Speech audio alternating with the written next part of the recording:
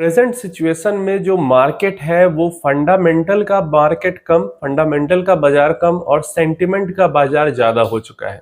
और जब भी कोई थोड़ी सी भी क्राइसिस वाली ग्लोबल सिचुएशन आती है तो मार्केट फंडामेंटल से ज्यादा सेंटिमेंट पे बिहेव करता है। कभी अच्छा बिहेव करेगा, कभी बुरा बिहेव करेगा, मतलब मार्केट को भी मूड स्विंग्स आते रहते हैं। तो प्रेजेंट टाइम में मार्केट को मूड स्विंग देने वाला एक फिर से सिचुएशन आ चुका है। डोनाल्ड ट्रंप ने अनाउंस करके बताया कि ईरान के ऊपर अमेरिका ने मिलिट्री अटैक किया है, प्रिसाइज्ड अटैक किया है और ईरान के 3 न्यूक्लियर फैसिलिटीज को डिस्ट्रॉय किया है।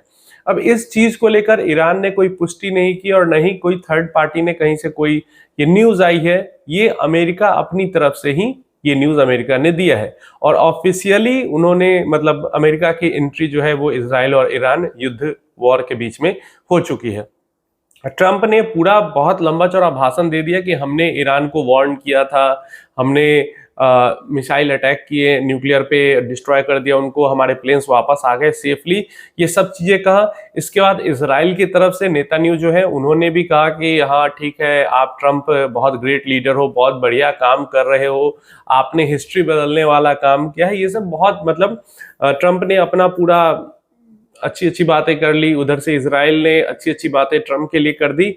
ईरान यहाँ पे अभी भी रुकने को तैयार नहीं है। ईरान अभी भी अटैक्स कर रहा है इजराइल के ऊपर, डायरेक्टली वॉर में इंगेज अमेरिका के साथ अभी हुआ नहीं है, लेकिन जो सिचुएशन है वो बहुत ज्यादा खराब होती दिख रही है। जो सिचुएशन है, देखो हम बात करते हैं सिचुएशन के ऊपर, जो अभी चल रहा है समय काल में क्या उसके ऊपर।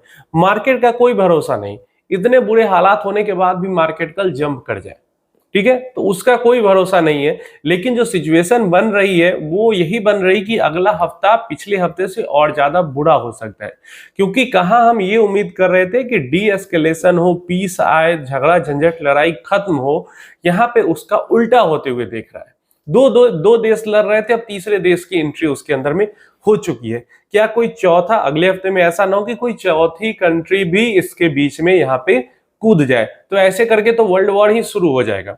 और बिल्कुल भी कोई भी दुनिया के अंदर नहीं चाहेगा कि प्रेजेंट टाइम पे वर्ल्ड वॉर हो, क्योंकि अभी अगर इस तरीके की वॉर होगी और अगर न्यूक्लियर वेपन्स चलेंगे तो फिर दुनिया रहने लायक नहीं बच जाएगी और स्टॉक मार्केट और पैसों के क्या जिंदगी बचाना मुश्किल हो जाएगा।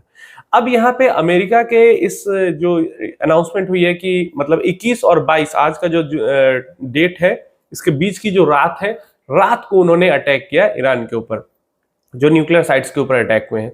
अब इसका हमें क्या मतलब भुगताना करना पड़ सकता है, क्योंकि जो ईरान जहां पे प्लेस्ड है, हमारे साइड में जितना तेल आता है मेजॉरिटी में तेल उधर से ही आता है।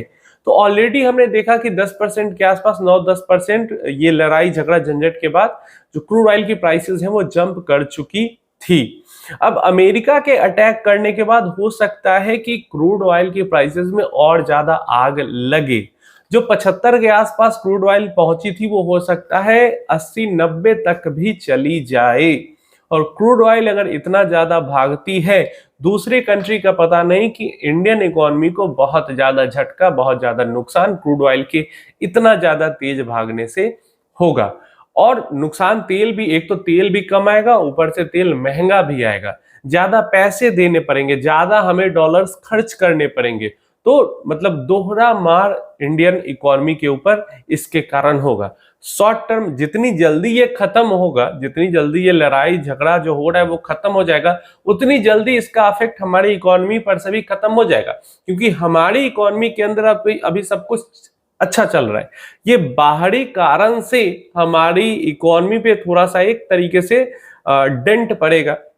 तो जितनी जल्दी ये लड़ाई खत्म हो जाए उतना जल्दी हमारे लिए अच्छा है।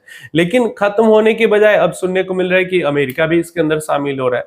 तो और इसके कारण एक और चीज होगी कि गोल्ड, जो हमेशा से हम बात करते आ रहे हैं, गोल्ड के प्राइसेस और ज्यादा आसमान छू सकते हैं, क्योंकि अनिश्चितता के समय में न ही सिर्फ इंडिया के अंदर से दूसरे देशों से भी इक्विटी मार्केट से पैसा निकल के या दूसरे मार्केट से पैसा निकल के गोल्ड के अंदर में पैसा जाता है, क्योंकि गोल्ड को ही सेफ हेवन माना जाता है।